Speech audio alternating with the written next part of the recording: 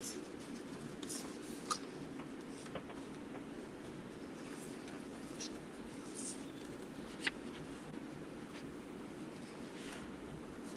hello everyone. I think this is a very pleasant occasion to be actually talking on a subject which is of great interest to many of us who are studying modern Indian literature, and not just modern Indian literature but also the contemporary literature that comes out of India.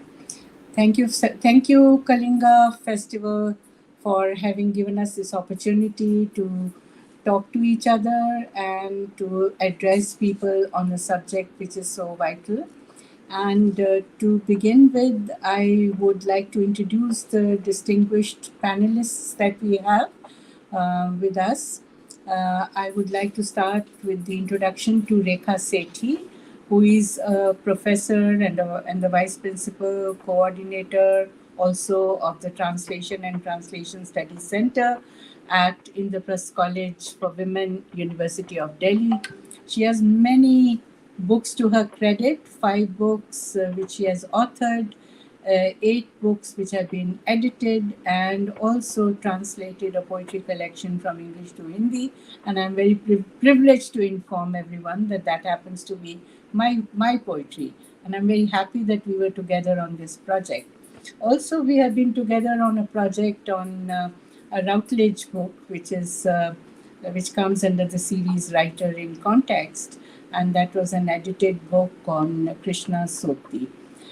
She has organized and chaired 2 web lecture series with Dr. Fauzia Farooqi, South Asian Studies Program, Princeton University, and she has been doing several other things. And if we go on introducing her, we can probably fill up the whole half a session or something. So, welcome, Rekha, to this program, and I look forward to hearing you on the subject.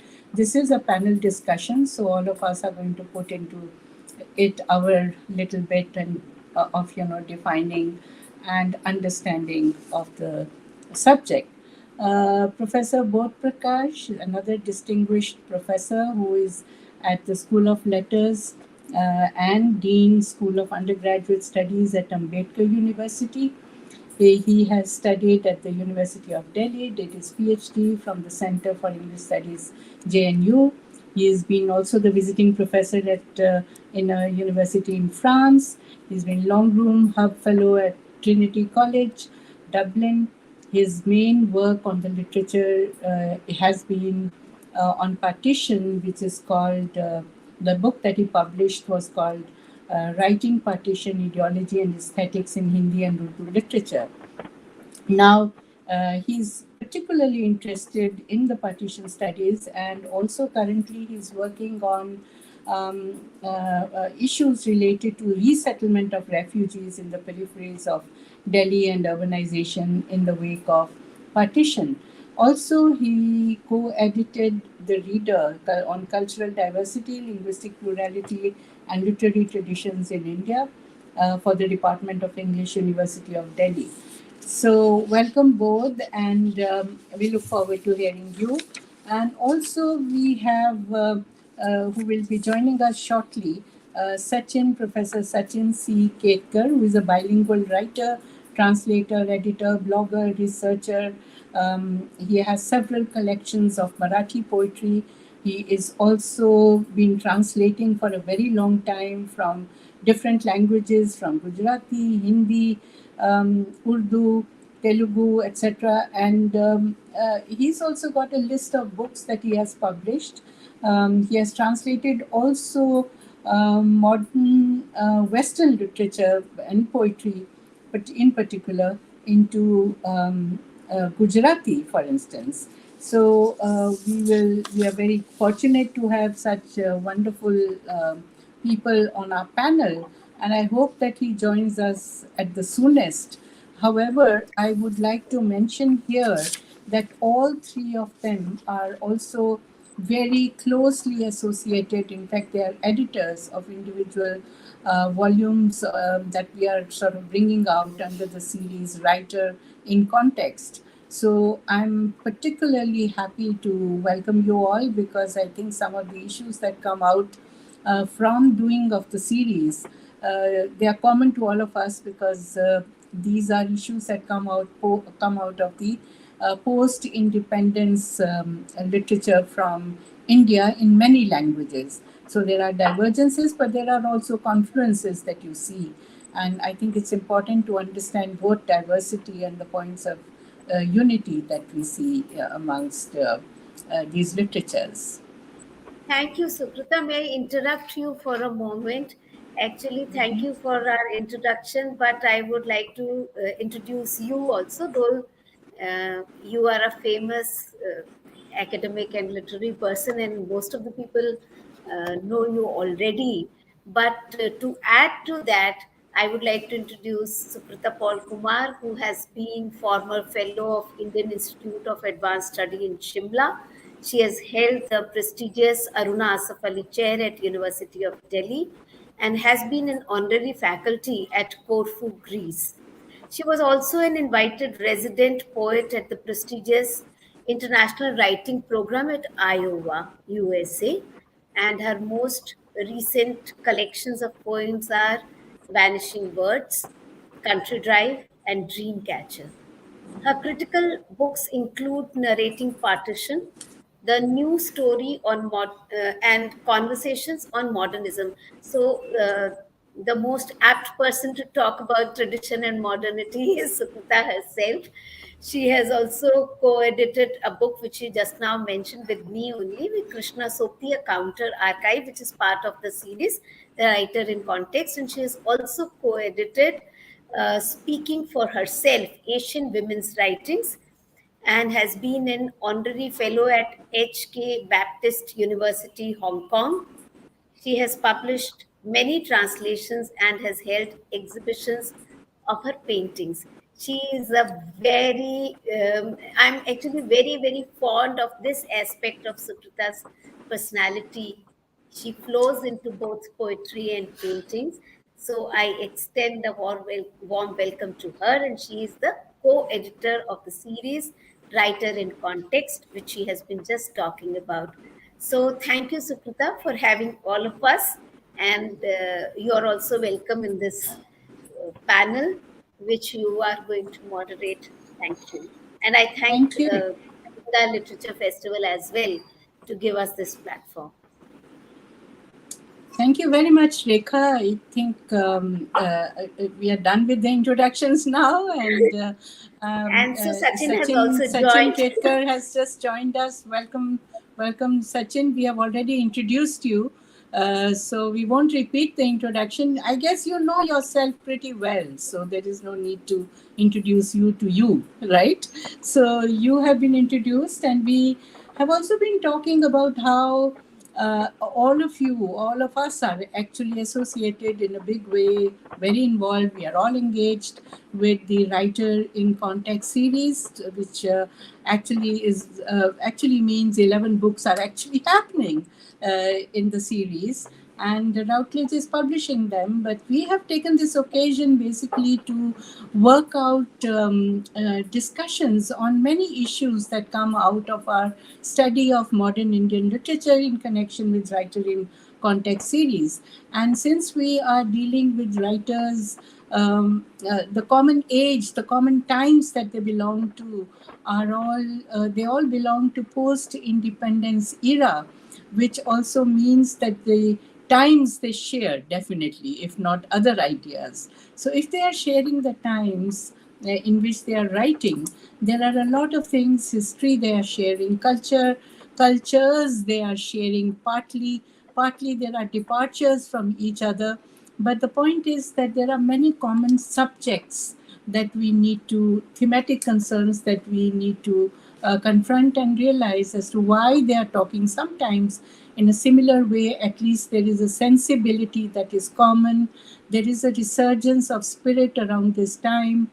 And that is why today's subject, which happens to be the dynamics of tradition and modernity, and which also is inclusive of the idea of modernism and the modern, so called.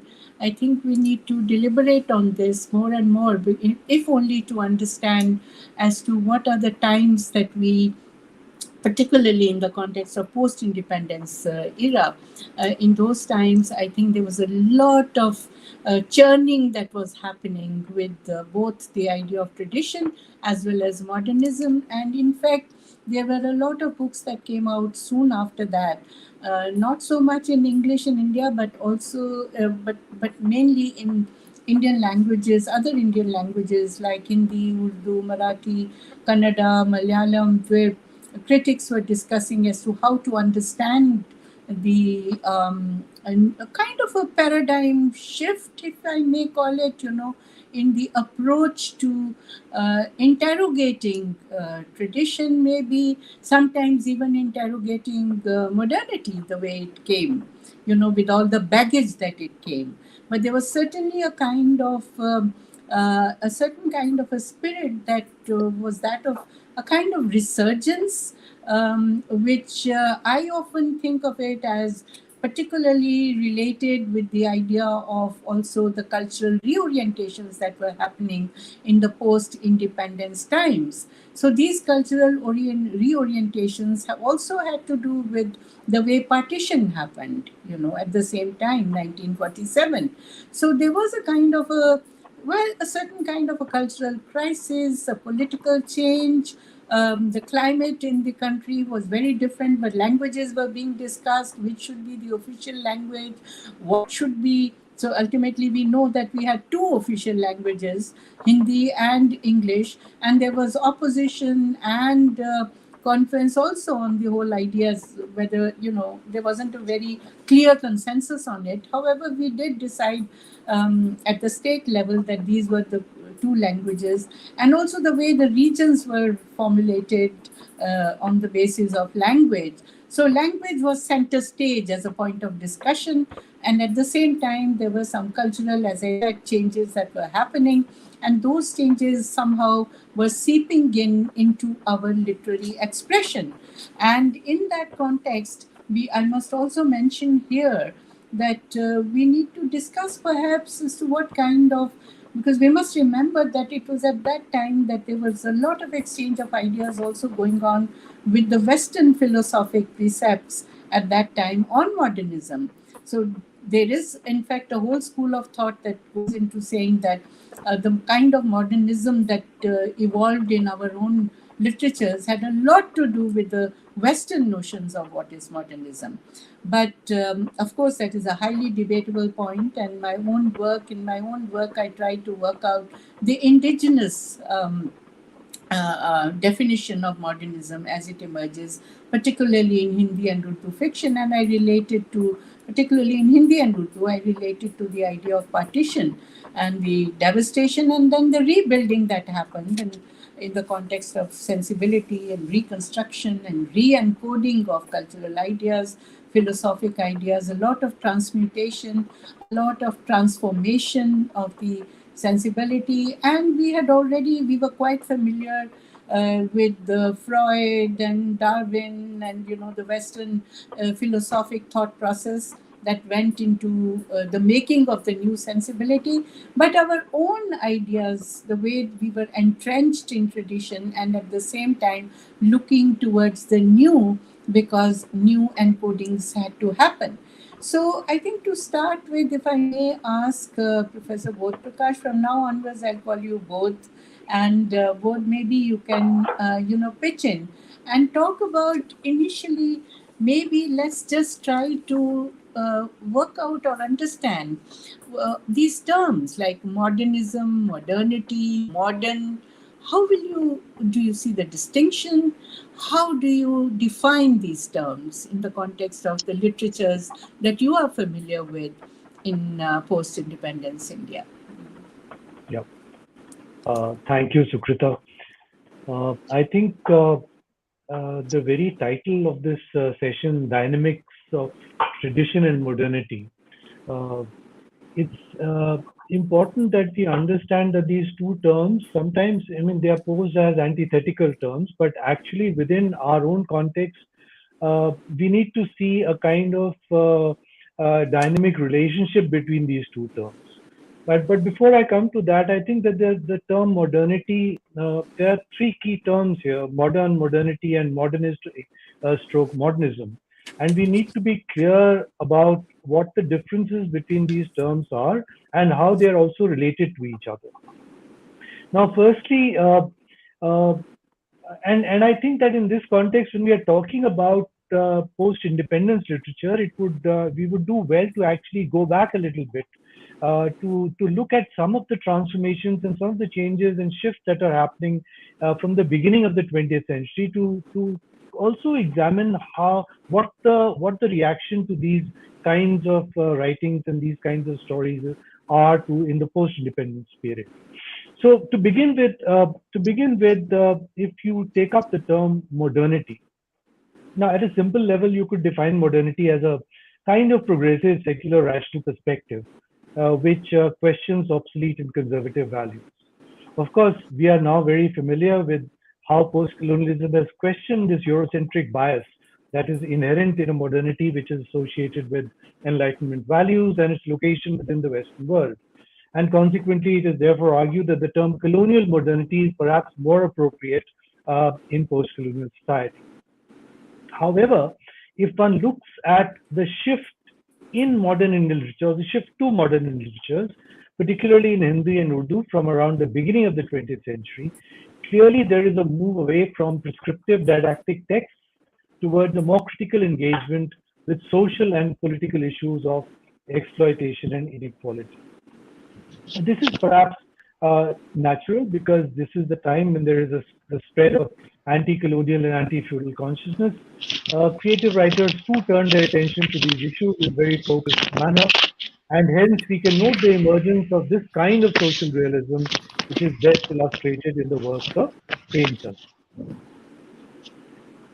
So the second point, therefore, is the second point which emerges from this is that when we use the term modern Indian literatures, what is modern about them? Well, the perspective on society certainly changes. Individuals are located within their social and political context. Class, caste, gender become the drivers of many of these stories. Of course, we have the simultaneous representation of a kind of romantic nationalism, which you might sort of locate in the Chayavad poets, which can be related to a nascent national consciousness. And we do have what we call a kind of what would be literally translated as idealistically inclined realism, Adarshanmukh Yatharthvad, but at least the middle frame. And nevertheless, I think there is a clear and focused engagement with social reality. Now, when we come to this third term, which I'm referring to as modernism or modernist writing, particularly in Hindi and Urdu literatures, it has been argued, as Sukrita just a while ago said, that the term modernism perhaps is completely inadequate to our context, primarily because, and this is the argument, so this is how it goes, because industrial capitalism that provided the impetus to modernist movements in the West simply did not exist in a colonized country like India, and therefore to talk of an Indian modernism is a kind of misnomer. And following from this, the argument is that if we do find modernist elements in our literature, they are merely derivative. And this, of course, ties up very neatly with the idea of a colonial modernity. I would like to make the following qualifiers to this argument.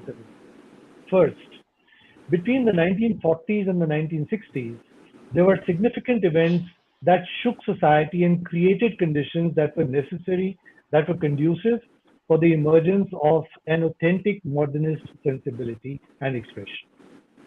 The massive dislocation of people during partition, the migration to urban centers, the new conditions of life, and Mohbang, the disillusionment from the late 50s and the late 50s and the 60s, meant that the older realist mode was no longer adequate. A new form and idiom was needed, and as Sukrita has argued in her work on the Nai Kahani in Hindi or the Jadid Afsana in Urdu, this needs to be considered in this particular context. You know, writers, creative writers and artists needed a new form, a new idiom perhaps, to express a different kind of reality. And it is in this context that the Nai Kahani and even the Nai Kavita, or the new poetry, comes into play. Uh, the extension of this critique against an Indian modernism is sometimes that the urban middle class was a very tiny fraction of the population, but that doesn't really negate its existence. The second qualifier, modernism in Indian literature obviously could never be the same as its counterpart in the West for obvious reasons. Our concerns were different. Our rejection of tradition, too, was not that simple and straightforward. One needs to remember that the anti colonial sentiment also meant that privileging the traditional non Western aspect of identity could not be so easily jettisoned. In fact, older literary traditions were also refashioned to express a new sensibility and perspective. To give you just one example, Viraha, or the pain of separation or alienation in urban context, had its roots in perhaps older Bhakti poetry. The use of myths in modernist literature, their reinterpretation or refashioning, also needs to be noted in the context of modernism or modernist literature. The third qualifier, the post-colonial condition, in some senses, does create a fertile ground for the derivative nature of the tradition versus modernity debate. To an extent, critical debate in India also got bogged down in the post 1945 Cold War politics. It certainly happened, in Hindi and Urdu. You might remember that the progressive versus modernist debate, it was a very reductive kind of debate, but it was derivative in the sense that it was coming down to us, as it were, from Cold War politics. But it is important to recognize that many Indian creative writers, in fact, I would argue that a very large number of Indian creative writers were very familiar with Western works, either in the original or through translations. And this is particularly true. I mean, you name any Hindi and Urdu writers of this period, the post-independence period, they were quite familiar with, and not just the Anglo-American tradition, Russian literatures, East European literatures. They were all very familiar with them. They had read these. They were familiar with European philosophers, and therefore, when they wrote, they were not simply, they were not merely providing some kind of imitative literature. They were drawing upon a variety of sources, which included Western sources, but it obviously included more indigenous, authentic sources. So they drew upon a variety of these sources, but all the while they remained rooted to their particular context and situation. I think it's very important to understand this and remember this when we are discussing the whole issue of modernism in Indian literature. The other term which we are going to use today, I believe quite often, is of course tradition. Now, straight off, tradition is not some kind of a static or monolithic conception. It is rooted in the way we imagine our past. So, in that sense, that tradition is constantly evolving. It's not something which is fixed. Secondly, writers predictably are very selective in their use of traditional forms and idioms. They pick those that are relevant for their purposes, and indeed, they use them from very unique and contemporary perspective. It is this perspective that makes literature modern or modernist. The angle of vision. It is not necessarily pure content. I mean, you can have a traditional context, a traditional story which can be lit up from a modernist perspective. Look, for instance, at the number of renderings of the Draupadi story from the Mahabharata in so many of modern short stories in Indian languages. Uh, More specifically, if Sukrita would permit me, I would just talk very briefly about Rai Masum Raza, the writer I'm working on for this particular series, the Routledge series, which she mentioned. Shall I talk about it here, or shall I bring it in later, Sukrita? Maybe in the second round, you can All right, mention that. all right, Thank you very all right. much. I think both. I think the way you have covered quite a large kind of canvas in the context of mapping modernism and also situating it in a with a historical perspective, and also thinking in terms of how there is a continuum. I don't think that we can really see modernism in a very linear chronological style, because even pre-modern was modern enough in one sense. There was a kind of evolving of modernism that was happening over the turn of the century itself, when lots of reforms were happening. And also, as you rightly mentioned, Premchand, I think, was there was a seed of that, particularly in the context of literature. The seed of modernism was sown, whether it is in a story like Kafan or many of his other stories as well, where you see that while there is realism, but the sensibility, which is modernistic, is already evolving at that time. So I think there was a convergence also of progressivism and modernism, and I don't think we can see the dichotomy in the way that critics make it out to be in the individual languages. And that, I think, particularly happened historically in the 70s and 80s, when there was a kind of a combative story between progressivism and modernism, which I have never bought, because I believe that they converge. I believe that modernism converges with, not only tradition, but also with progressivism. And therefore, the kind of, and we cannot dismiss this literature the way it is happening by just saying that it's experimentation that is happening, because there was the angst, existential angst, to actually find the right creative modality.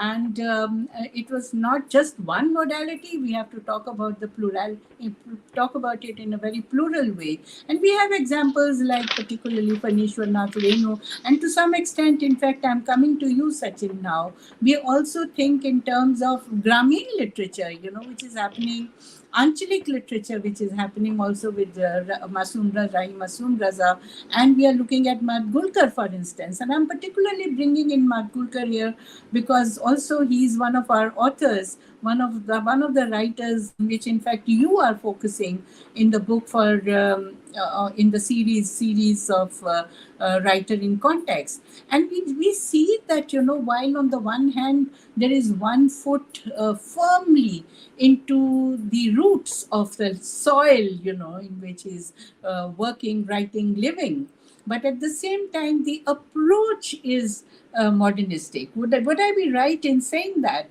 And I would not dismiss him as just experimenting with it, because he is trying to locate new language, new ideas, new forms, which is, I think, something which is common with many writers of the times. And it's only later that we see that, okay, they are settling down as and I would again say there is no dichotomy between tradition and modernity, or tradition and modernism in particular.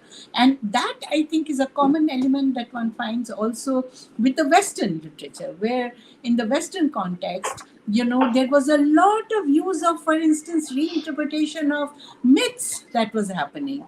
And in fact, there was Lawrence, who was known to be going back to primitivism in one sense. So we see that going back, which is not revivalism, but going to a kind of elementalism of sorts, going to the essence. And in that, I would like to just stop by making one more point. And to me, that is a very important point. That is that there was a certain kind of democratization of spirit that one sees, and that is also something modern. It's not to do with following the mainstream. So in a way, there was a decentering also that was happening of narratives at that time. And we need to take into account that while the focus on the individual was kind of quite visible, but at the same time, from the focus on the individual developed into being a realization or mapping of a subjectivity, or subjectivities rather. And from that, there was also this slowly the mind veers towards, in literary expression, towards human consciousness, the idea of being. And so I'm making a lot of points here, and I think it's important to look at them, however brief we can be on it, but at least touch on these points so that we can somewhat become cartographies of this era, as it were. Over to you, Sachin. Yeah, thanks a lot. Am I audible? Oh yes, you Am I are. audible? Yeah, yeah. Thanks a lot, Sukrita and Rekha. And I'm very happy that Professor Bodh Prakash raised some very pertinent points in relation to what you have been saying. And as I'm working on Madgulkar, Venkatesh Madgulkar, the traditional Marathi historiography slots him in a kind of strange place in Marathi literary history. He is slotted with Navakatha movement, the modernist short story movement, as well as Grameen. And very often our understanding of modernism is, I think, Eurocentric enough to locate modernism solely in an urban space. So I think the question whether there is something like Indian modernism becomes very interesting, especially in regards to Venkatesh Madgulkar, because he writes from within a very rooted cultural space, but with deeply modern sensibility, which maybe I will refer to later. But I think, as you have suggested, some larger points regarding historicizing or situating Indian modernism, I think, in the context of Madgulkar seems to be, I think, what I will do very quickly just now. I believe that there is something like Indian modernism, means in the sense that it's not at all derivative.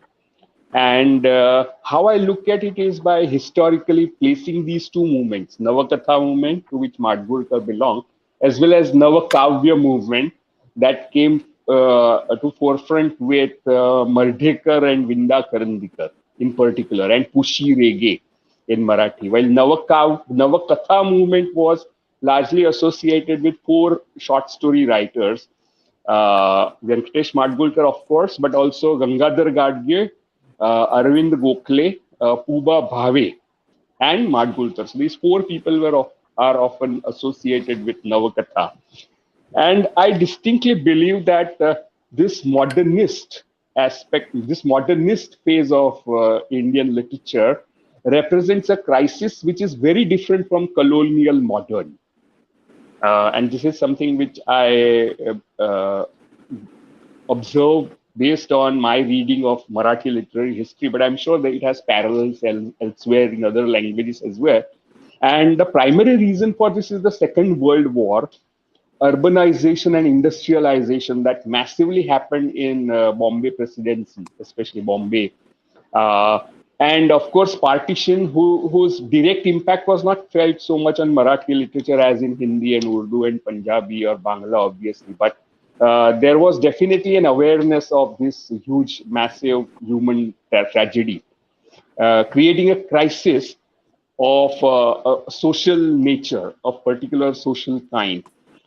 But I would also like to emphasize that this phase, which I call the Indian modernist phase, as different from colonial modern, is a reaction to the earlier phase of the Marathi literature, where the debate was largely between art for art's sake versus art for life's sake. Means, on one hand, art for art's sake would be propounded by N.S. Phadke, Nasi Phadke, कलेसाठी कला आणि जीवनासाठी कला.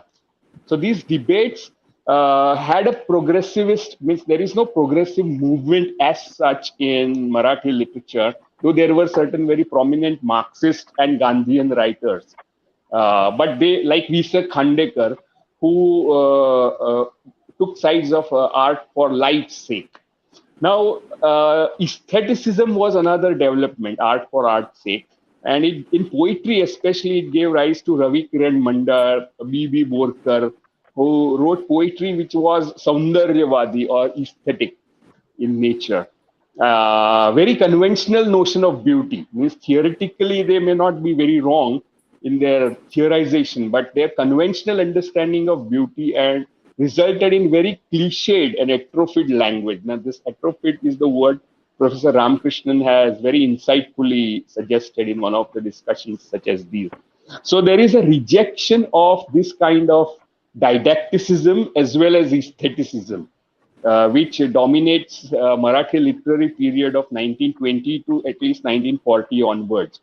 So this 20 years of Indian modernism is a reaction, at least in Marathi context, against this didactic slash aestheticism. And there is an attempt to invent a new kind of language. And that is very often done by a very different kind of world literature that finds itself in their Mardekar's writing as well as Madgulkar's writing and Gadgil's writing. And I have thought of this world literature not as influence, but a kind of interliterary invention of new kind of poetics, which is drawn from T.S. Eliot or existentialism and absurd and surrealism, etc. Rather than seeing it as a kind of derivative phenomena, I see it as a kind of interliterary project. And there is a distinctive revisioning of what is meant by tradition in Indian modernism compared to colonial modern. And as an example, I can just think of Dilip Chitre's understanding of Tukaram. So he sees Tukaram in largely existential terms, and he says how bhakti is a choice in that existentialist sense. And to write in Marathi is an exercise of choice in that Sartrean, Heideggerian sense. And the sense of self-awareness that you find in Tukaram, autobiographical self-awareness, is a kind of existentialist kind of awareness which Chitre can relate to. So the earlier version of tradition was largely on romantic and nationalist line. Bhakti and other things were seen in romantic nationalist line. So there is a kind of revisioning of what you understand by tradition itself that seems to happen after World War. With the new kind of periodicals that are emerging like Abhiruchi and Satyakatha. And then in 60s, you find a lot of little magazine movements reacting against this Indian modern in some sense. So that is how I historically situate Indian modernist movement as distinct from colonial modern. And the social context of Second World War and urbanization. So Madgulkar belongs to this configuration, recasting that happened. A new kind of crisis of modernity, if I'm allowed to use that term. So colonial modern was a response to a different kind of crisis of Indian modernity in a colonial situation of being colonized in multiple ways. But after independence, in the wake of Second World War, and when you have independence, and you still are looking at despair of a very different kind. So this disillusionment with the earlier nationalist, romantic, or even didacticism of progressive and Gandhian kind in Marathi is reflected in Mardekar as well as Gadgil and Arvind Gokhale, and in a very, very different way in Madgulkar, which I will speak about maybe in the second round in more specific terms about Madgulkar. Yeah. So that is what overall I have to say.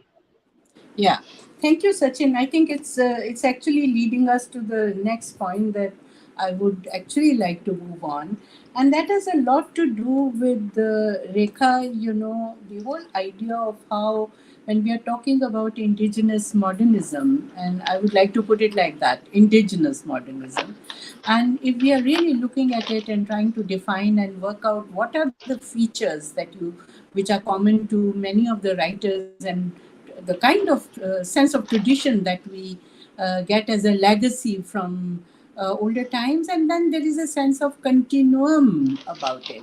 And the perfect example is that of Bhakti poetry and the Sufi poetry that we are kind of familiar with. And who can say today, for instance, that Kabir is not modern? Can one talk about it as not? Does one have to say something about, therefore, a kind of running streak of a cultural, it has to do with the cultural focus on mysticism, as it were, you know, on the one hand, and on the other hand, the social reformatory kind of messages that one is constantly receiving from, you know, poets like, if I may put it like that, poets like Kabir. And that itself can sort of define the difference in modernism that you see. It has something to do also with what you are talking about in terms of revisioning. And I think that has something to do with the fact that there is a continuum also, you know, and that's the paradox. There is a continuum and there is a revisioning. And what in Western critical thought one would also think in terms of reception of the old, as it were. And the old no longer remains old because the internalization, and that's a running stream that you see throughout. And I think in that context, you know, Rekha, it would be very pertinent also to talk about maybe what you know, was it Hazari Prasad Dwivedi's take on what is tradition? Maybe we could start with that and focus on the dynamism of tradition, maybe. Thank you, Sukrita. Actually, it's a wonderful discussion going on because first both mapped the problem areas in defining modernism and modernity, and then uh, Sachin took us to revisioning. And what you talk about, Kabir, I think because of the modern literary movements in all languages, we have been able to redefine or reread the poets we have been looking at only as tradition. Before I come to Hazari Prasad Dwivedi, let me go back to Kabir. See, all literature is about how relevant it is with the changing times and how it adds new meanings and equips you to look at the philosophy of life, be it, or look at your times with a different perspective. To me, modernism is not about a particular time period or contemporariness. Modernism is about the change in our optics, so to say so. So, what Hazari Prasad Dwivedi argued, because the moment we think about tradition and modernity together, we think about Hazari Prasad Dwivedi. He has a great body of work, not just mapping the history of literature, but his essays, be it Ashok के फूल, be it कुतज, be it नाखून क्यों बढ़ते हैं. So he, in each of his essays, he is looking at this problem of modernity and tradition. And he sees modernity as an extension of tradition. Why? Because he says there is a way to look at tradition, and the way he suggests is to look at the multiple strands, to look at the plural traditions, to look at the cultural diversity, and to look at an kind of an, he's challenging the authority of the absolute. So he's uh, all for the defiance or resistance, or the not just defiance or resistance, but he's all for the life cycle at the grassroots, which evolves continuously. So he is taking tradition to that point, and for him, he brings in Tagore, he brings in Gandhi, he brings in Kalidas, and how all these elements, he talks about uh, the period in uh, Mughal times, he talks about so he's saying that our, if we want to talk about the Indian tradition or the Indian culture, we cannot restrict it to any particular coming of Aryans or be it the Mughal literature. So Indian tradition is a confluence of all these elements. This is the important contribution. Then I would also like to mention again who tried to define tradition in a novel way by means he makes a distinction between parampara and rudhi. tradition and the convention, and he says that whatever is progressive will stay on and that will contribute to tradition, but all the practices which are regressive will die down and they are only rudhi. So how will the modernism take it, or the modernity or the modern perspective will absorb this, is that we will absorb all that is progressive not in the terms of Marxian progressivism, but all that contributes to life or humanity will be taken as tradition, and we are nothing. This is also important because he has used a beautiful metaphor of a river, an island, and the earth, and the tradition is the river which connects the island to the earth, to the larger earth. Another point I would like to make is I would also like to mention Mukti Bodh, because for him it is about an inner conflict, Atma Sangharsh, Nai Kavita ka Atma Sangharsh. The Nai Kavita is also about modernism. So, what we are fighting against is the regimentation of the, be it the content or the language or the form. So he is against this kind of regimentation in literature.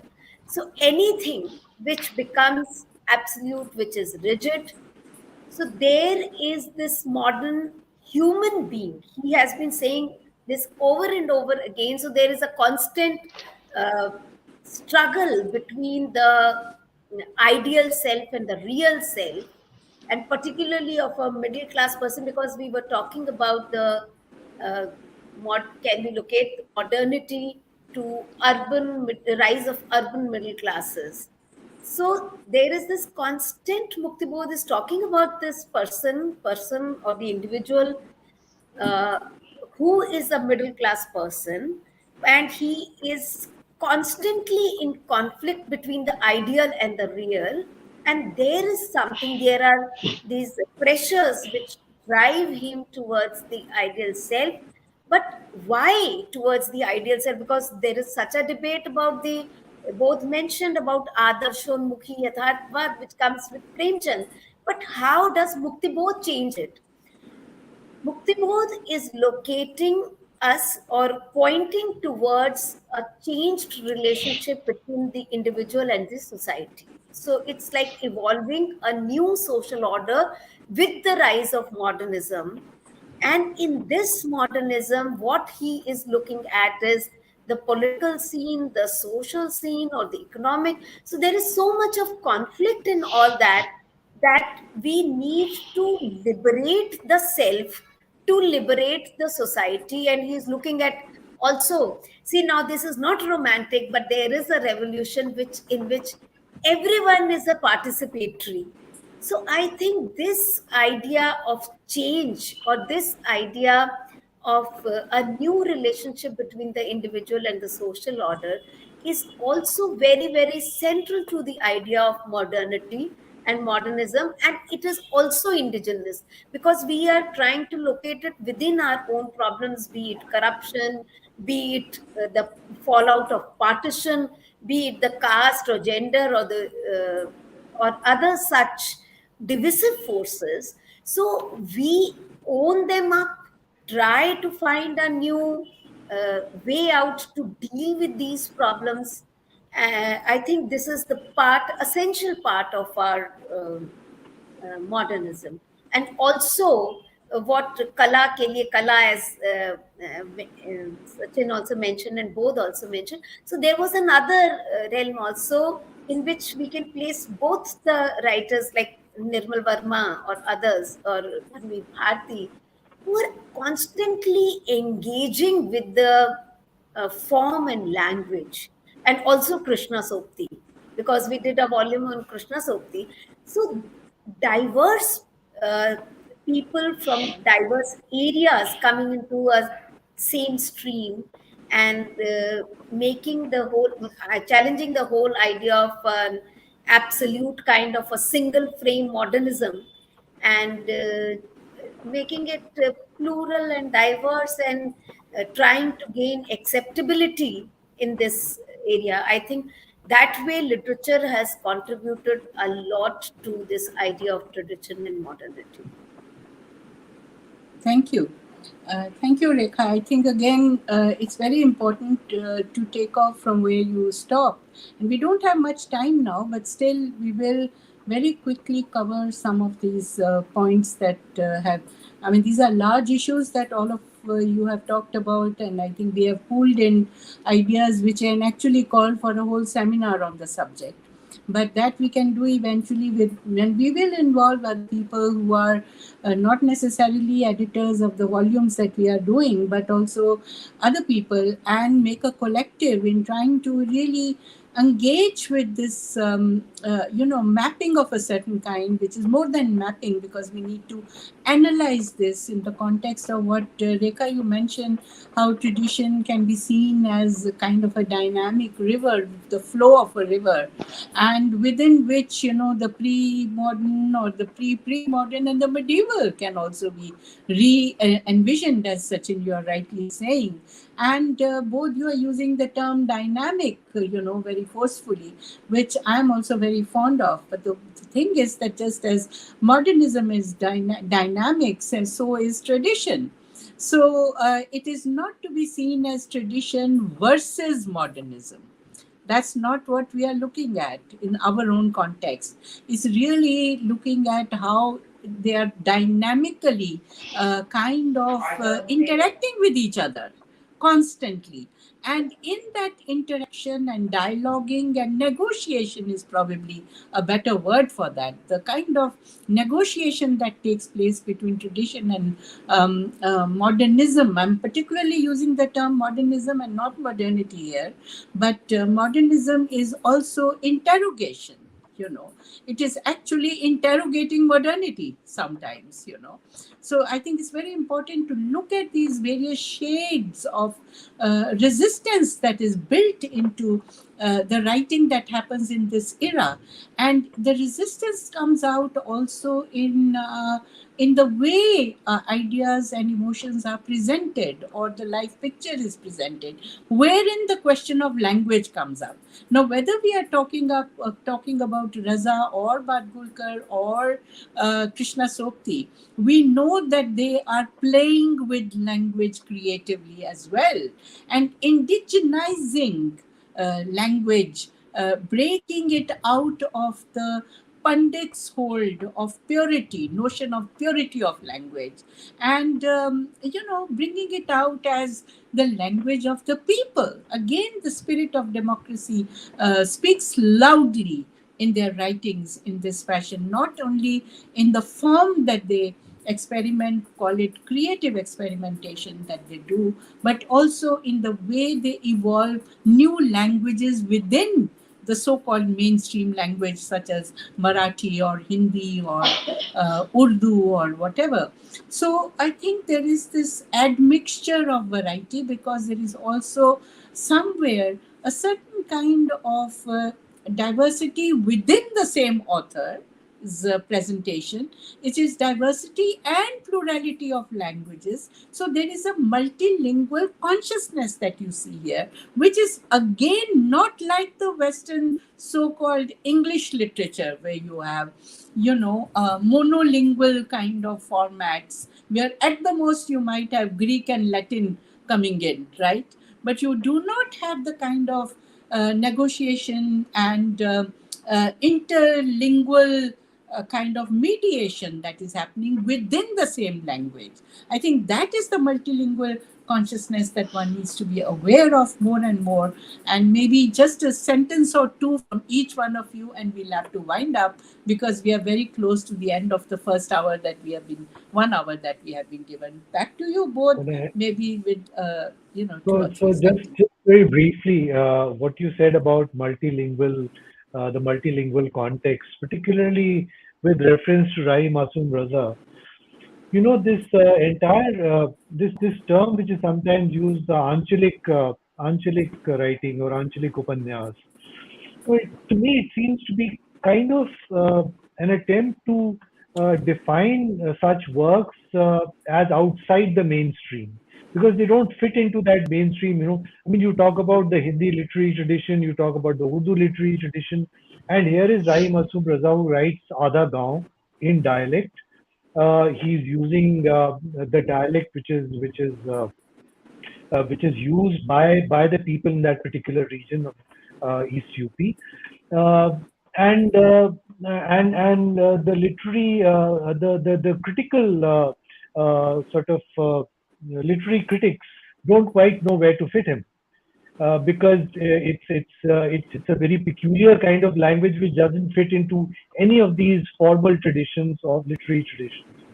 So in that sense, I think whether it is Raza or whether it is Krishna Soti or whether it is Renu and so many others, who are experimenting with language, and at the same time, as you said, their works are sort of their works represent a certain kind of reality as far as their characters are concerned. You can't imagine Funnan Mia of Ada Gaon speaking in anything but the dialect which he uses. It would be completely out of place. I think that this is also a kind of radical stance. It can't sort of simply be dismissed as some kind of eccentricity or some kind of peculiarity of the writer. They are taking a radical stance vis-a-vis the mainstream literary dominant traditions when they use this kind of a language. So that's what I wanted to say in this regard. Certainly, I think the autonomy of the writer, the way it comes out even in the choices that he or she makes of the language, the kind of language that needs to be used for a particular. Sachin, would you have something to say about Yeah. I Madhulkar want or to, anyone else? in context of Madhulkar being Grameen writer, I see that in the 40s, there is a distinctive regional turn as against the nationalist imagination of colonial modernity. And the region all of a sudden becomes important, not just culturally, but also in political terms. We find this in the whole linguistic reorganization of states movement like Sayukta Maharashtra movement gaining momentum in the 40s in the period that Madgulkar wrote.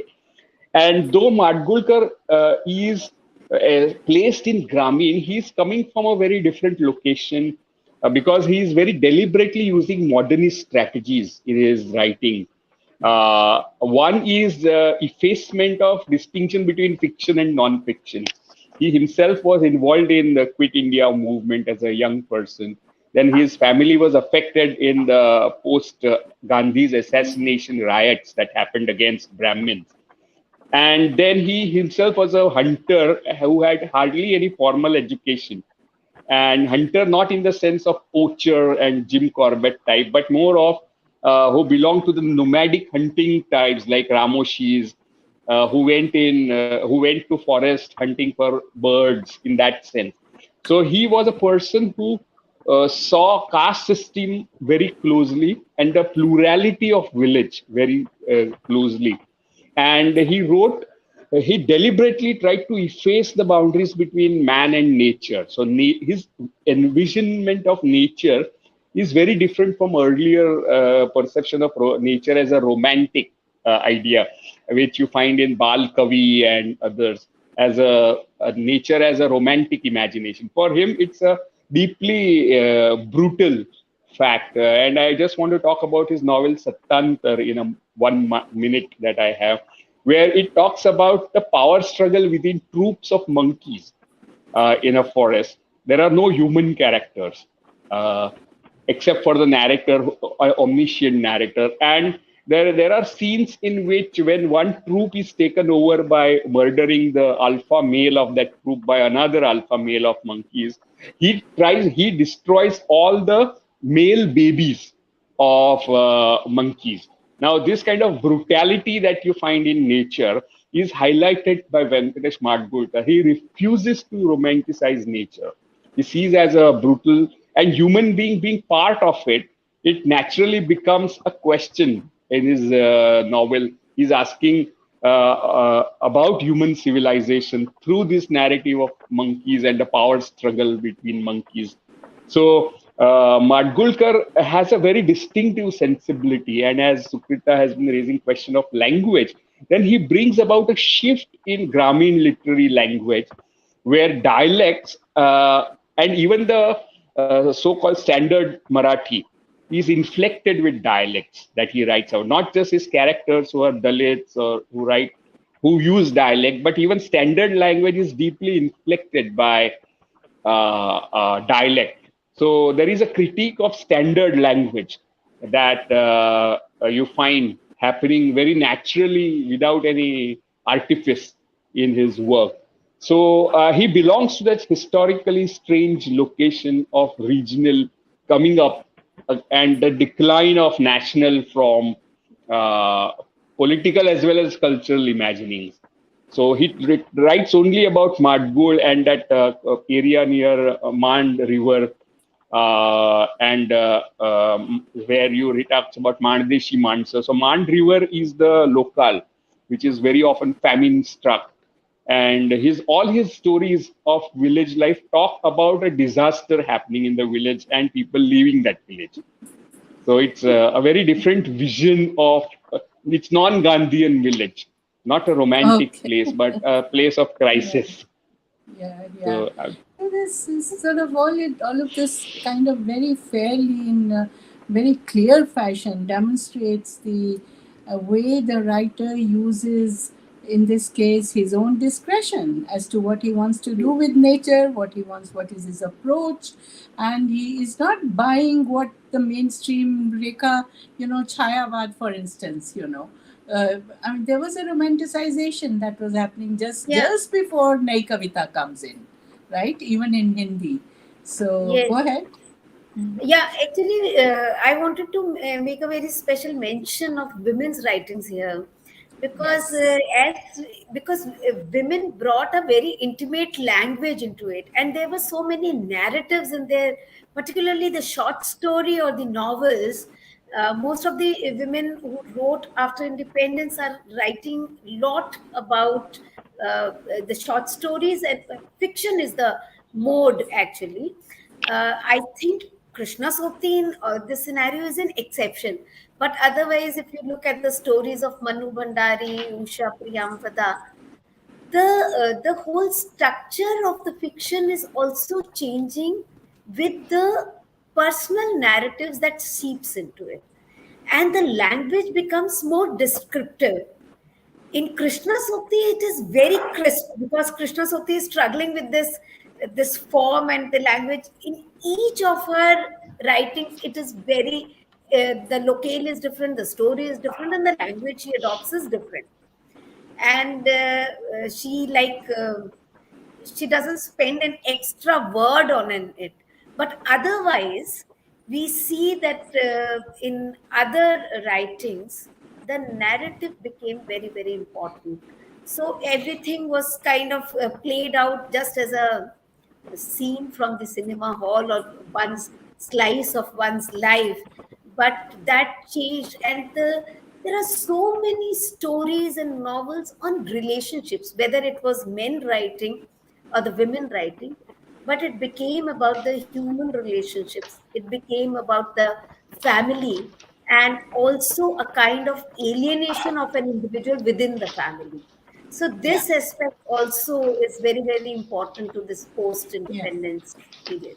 Also, the way language is used for interior, a certain kind of a journey in the interior of the mind, as Yes, it were. yes, yes, So definitely. I think in the case of women, for instance, you women writers, and I would like to carry that point forward in, by quoting Ismat Chugtai, for instance, Ismat Yes. Chugtai in 1940s and continued to write like that for many, many years, and basically really bringing in the language of the Begums, of a woman. So that's why it's called Begumati Zuban. So in this Begumati Zuban, what is she doing? She's actually not only changing the language, it's women's language, which is getting acknowledged and validated by her. And in fact, she's building that into the poetics of literature in a very big way. And everybody had to accept that. So whether it was to do with the themes or also the way she handled vocabulary and brought women's language into to basically center stage. And also you see the rise of the new woman in one sense, the rise of the new Yes, woman, who is, whether it is Mohan Rakesh's story, Miss Pal, for instance, what is he doing there? So you see yes. new women characters, the single woman story, in Miss Pal, for instance, or mother-daughter relationship in Krishna Sokti, in A Trishanku. Ladki, for instance.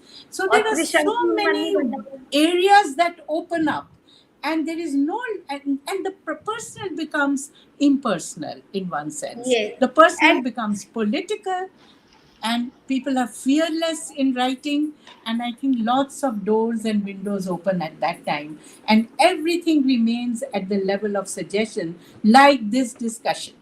We are only suggesting themes, we are only yes. suggesting ways to look at modern Indian literature. Sukrita, And if as I you, said, we can probably, you want to say something, yeah, Rekha? just a Yeah, few go ahead, seconds, if go you ahead. allow me, I want to give an example, which I always love to give this example from Nirmal Verma's story, London Ki Ek Raat, where Yeah, he's talking about people standing in groups. And he writes, Log guchchu mein khade the. So this use of placing of this word guchchu mein khade good the, show. yes, for groups, because that is a समूह और वर्ग कुछ भी उसको define नहीं कर सकता है ना, मतलब गुच्छों में Right, right. gives you this image. So this use of imagery in fiction became very very important in these नई कहानी movements. Yeah, yeah. So everybody, I'm sure, is tempted now to give more examples, more ideas, but we have to wind up here in a very open-ended fashion.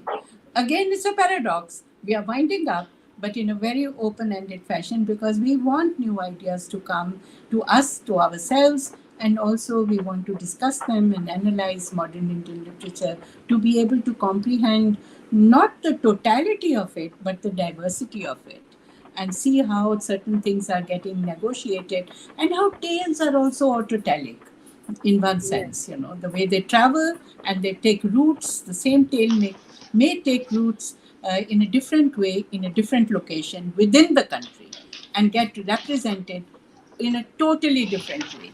That is the beauty of diversity. That is the beauty of the kind of linguistic plurality that we have, and the wonderful literature that comes out of it.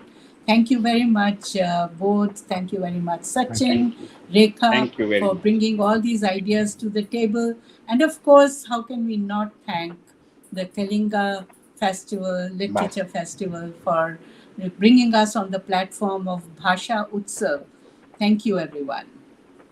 Thank you. Thank you. All the Thank you. best.